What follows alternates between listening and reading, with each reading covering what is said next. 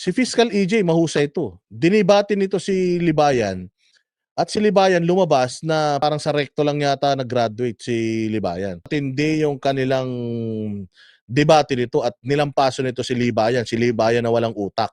So ito, pakinggan natin, according to Fiscal EJ, at nakalagay ito sa batas yung mga sasabihin ni Fiscal EJ dito, whether ito ba si Inday Sara ay may pananagutan sa batas. Pasok.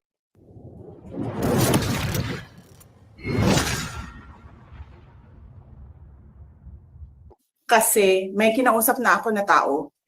Sinabi ko sa kanya, kapag pinatay ako, patayin mo si BBM, si Lisa Araneta, at si Martin Romualdez. No joke.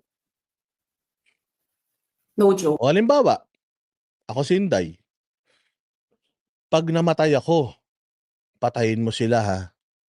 Tapos ang kausap niya nun, bawa asawa niya. Di ba? Habilin yun, habilin. Nasa asawa niyo kung itutuloy niyo nung asawa niya o hindi.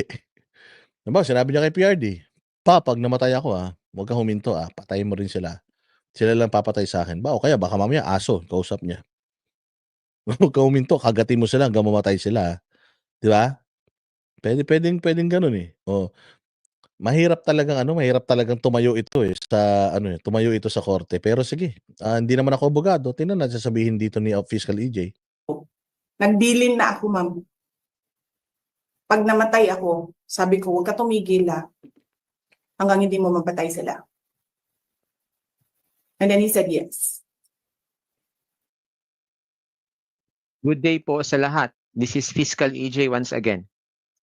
Tanong, meron bang pananagutan sa batas si VP Sara Duterte sa pag-amin niyang may kinuntsaba na siyang tao para ipapatay si President BBM, ang First Lady at si Speaker Romualdez kung sakaling may pumatay man sa kanya? Ano ba ang nakasaad sa ating batas? Sa ating batas kriminal, wala pong pananagutan si VP Sara kahit na inamin pa niyang may kinuntsaba o may kinausap na siyang tao para ipapatay si President BBM. Tapos na, okay na. Wala daw, wala daw pananagutan. Wala, okay na. So okay na. Walang pananagutan. Dismiss na yung kaso. Tuloy natin. Sige, tuloy natin. The mere proposal and or conspiracy to commit murder is not punishable because there is no law that punishes the mere agreement to commit the crime of murder. Ito sabi ng isang piskal, the mere proposal or conspiracy to commit murder is not punishable because there is no law that punishes the mere agreement to commit the crime of murder. Agreement. Okay, we have an agreement. If I die, you kill them. Okay?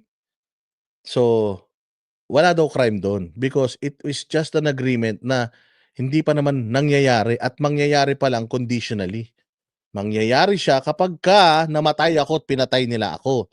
Kung di nila ako pinatay, halimbawa namatay ako natapilok ako, tas pagtapilok ko tumama yung sentido ko sa pako, namatay ako, yun. Hindi mo sila pwedeng patayin. Okay? So kapag pinatay nila ako, patayin mo din sila. Punishable by law?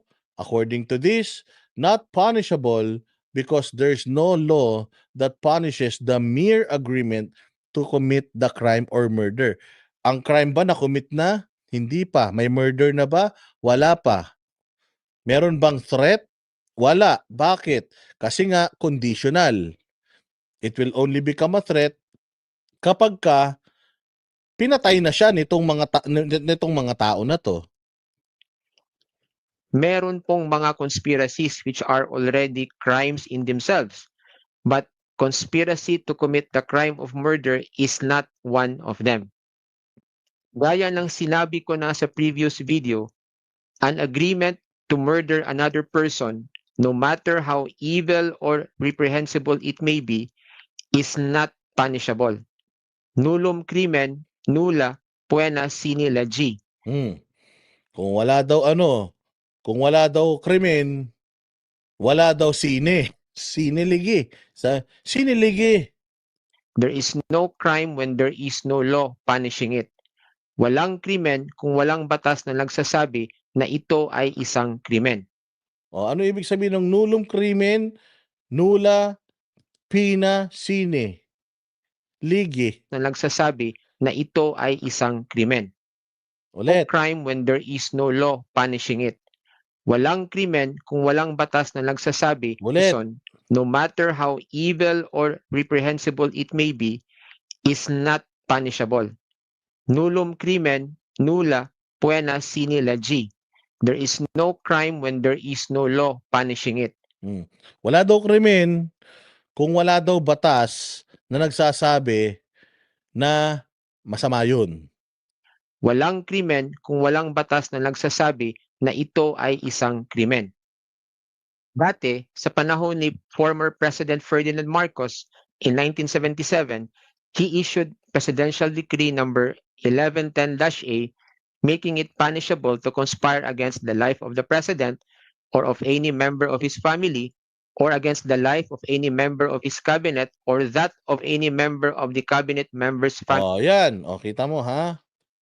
Meron daw ginawang batas yung tatay nitong si Bongbong na lahat daw ng magpaplano para patayin sila o mag-iisip para patayin sila ay ano na, punishable yan, bawal. Ganyan kasi no martial law di ba? Wala ngang batas sila lang ang batas So kapag ka ikaw, ang inan to, mamatay ka na sana. Di ba? Ginanon mo, patay ka na, yari ka. Hoy, arestado ka! Oo, iniisip mong mamatay si Marcos Sr. Dahil dyan, guilty ka sa kasong conspiracy to commit crime. Patay tayo dyan. So ngayon, ganun din tong anak. Ganun din yung anak. Na sobrang taas ng tingin niya sa sarili niya, sa sobrang parang Diyos na si Bongbong, bawal ka nang mag-isip ng masama sa kanya. Saan ka pa? Death penalty ang parusa. In 1980, he issued another presidential decree, PD number 1743, amending PD 1110-A, this time including members of Congress, the Supreme Court, the Constitutional Commissions, the general officers of major services and commands of the armed forces of the Philippines, or any member of their respective families. However, in 1987, President Cory Aquino, through Executive Order number 183, repealed the said presidential decrees, meaning to say, binura ni President Cory ang mga presidential decrees na inisyu ni President Marcos. Pinawalang bisa ni President Cory ang mga presidential decrees na nagpaparusa sa crime of conspiracy to take the life of the president. So, kasi nga, ito matindi, no? Ito nakakatawa. Si Marcos, sabi ng history, pinapatay si Ninoy. Dahil kalaban sa politika. Tapos, si Marcos, bawal mo siyang pag-isipan, kahit pag-isipan man lang, or pagplanuhan man lang na patayin. Bawal daw, bawal. Ngayon, pinawalang bisa ito ni Cory Aquino. Yung crime of conspiracy to take the life of the president. So, pinawalang bisa niya yan. Kasi sabi niya, masyado namang self-serving yan. Putang ina niyan, magnanakaw kayo sa gobyerno, tapos kapag nagalit sa inyong tao at ipinalangin na mamatay na kayo bukas, putya, pwede silang makulong. Unfair naman yan. Sabi ni dapat kapag ni Cory, may maganda rin nagawa si Cory kahit paano dapat kahit na kapag ikay halal ng bayan, kailangan medyo hindi ka balat sibuyas. Ganun daw yan. Kaya simula noong June 5, 1987 hanggang ngayon, hindi na po krimen ang conspiracy to commit murder against the president. So yan lang po ang lesson natin for today. Kuha. So yung batas o yung kaso na gusto nilang buuin para kay Inday Sara, matagal na palang walang bisa. So yung presidential decree ni Marcos Sr. ni-repeal or totally tinanggal ni Cory Aquino noong 1987. So hindi po krimen ang conspiracy to commit murder against the president. Wala na daw crime doon. That's according sa batas, according to this fiscal. Magaling tong fiscal na to, matalino to. Ginawa nga nitong grade 1 si Libayan eh. Oh, so paano na yan, DOJ? So paano na yan, Bersamin? Considering na sa mga huwes at abogado sa Pilipinas, isa ka sa pinakamataas ang naabot sa buhay. Pero bakit hindi mo alam to? Ang problema kasi, pati yung mga statements ni Bersamin, propaganda for propaganda. Para na nga silang mga NPA eh. Para na silang mga NPA, mga bossing. Ang sinasabi ko sa inyo eh, na yung galawan nila, galawang NPA, puro propaganda, puro press release. They will make it appear doon sa kanilang mga press statements na si Inday Sara is plotting an assassination. Well, in fact, sabi nga ni Inday, I did not.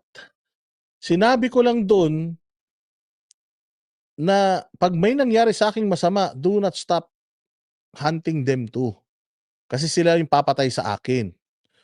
Kasi nga, sila lang naman yung merong reason para patayin ako.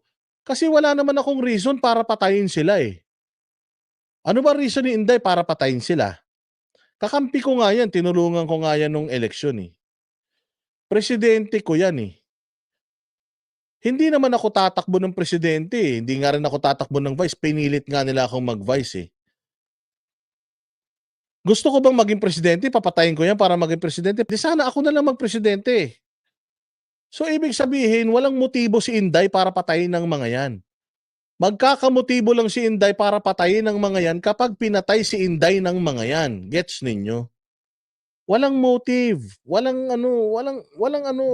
talaga, as in wala, empty.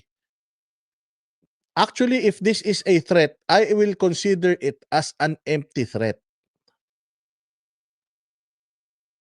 Di ba? So, pwede mo lang daw kasuhan si Inday Sara kapag pinatay nyo na siya. So, paano mo siya kakasuhan kung pinatay mo na siya? Yan ang sinasabi ko sa inyo. Kayong mga pulahang abnoy at saka mga dilawang tae na nakikisali, usapan po ng mga nanalo ito. Kayong mga dilawan, wag na muna kayong makasali. Manalo muna kayo bago kayo pwede makisali sa laro ng mga nanalo, ha? Wag muna kayong makisali, wala pa kayong mga kwenta. Pabayaan nyo na muna to sa mga DDS at saka sa mga loyalista nga. Kaya na namin to. So again, this is according sa batas. Walang pananagutan si Inday. At alam to ni Bersamin. Justice Supreme Court yan eh. Supreme Court Justice pala. Alam niya yan. Pero they had to make a statement para magmukhang kaawa-awa na naman si Bongbong. Ganun kasi ang style nila eh. Mukha silang inaapi, mukha silang kaawa-awa. Nakikita mo dito, sila yung nangaapi. Saan ka makakakita? Putang dami-daming pulis. Hindi naman police issue to. Ginamit nyo ng private army ninyo yung mga pulis. Alam namin tanga si Torre. Huwag nyo naman masyadong gamitin si Torre. Tanga na nga yung tao, inaabuso nyo pa eh. Masyado nyong inaabuso yung katangahan nung tao eh. May pagkukulang na nga eh, inaabuso nyo pa eh. Kasi syempre, kayo, pag may inutos kayo kay Torre, gagawin lang niya ni Torre. Alam nyo naman, si Torre, masunuring ay tao yan eh. Masunuring tao yun si Torre. So pag may sabi kayo dyan, gagawin yan. Hindi na mag-iisip yan, gagawin yan. Feeling ni Torre, kapag kasi inutos nyo, gagawin na niya. Ganun po yun. Kaya ayan si Torre, sunod lang yan sa utos. Hindi na yan magtatanong. Parang loyal na aso yan eh. Na kapag inutusan mo kahit mali, actually yung aso nga pag inutusan mo, pag alam niyang mali, hindi niya gagawin eh. Pero parang robot na aso na lang, na kapag inutusan mo, pinrogram mo siya doon, gagawin niya yon. Mantakin mo, di ba?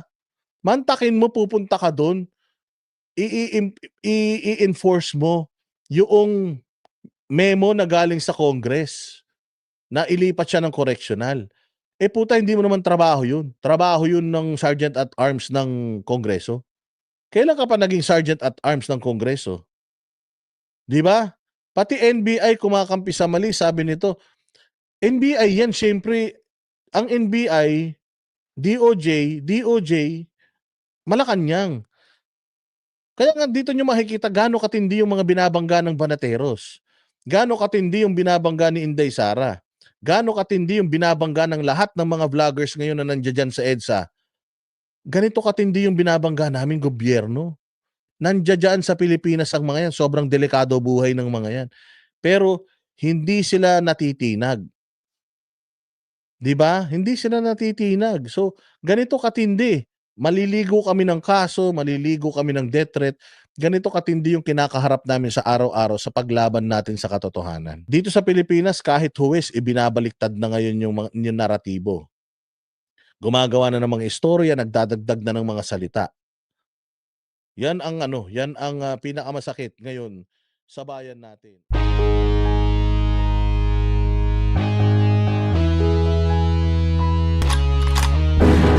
Yan ang Banateros, walang inuurungan. Pag tama palakpakan, pag mali ay babanatan.